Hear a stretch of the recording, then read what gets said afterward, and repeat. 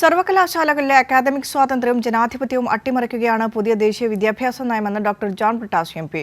ഉന്നത വിദ്യാഭ്യാസ മേഖലയിലെ കോർപ്പറേറ്റ് മാതൃകകൾക്കെതിരെ ദില്ലി യൂണിവേഴ്സിറ്റി ഇടത് അധ്യാപക വിദ്യാർത്ഥി സംഘടനകൾ സംഘടിപ്പിച്ച വാർത്താ സമ്മേളനത്തിൽ സംസാരിക്കുകയായിരുന്നു doctor John Brittas.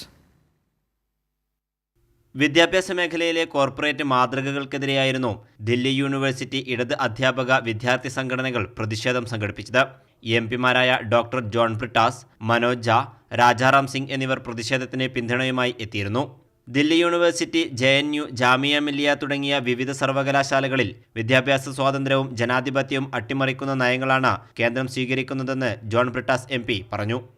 The so-called reforms that have been unleashed, whether it is CET or whether it is net-linked research, you look at any aspect of that, everything has been used to take on the academic freedom and also the democracy of the campus.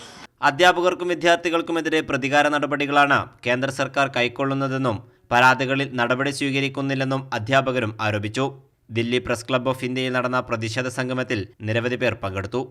Kairali news, Delhi.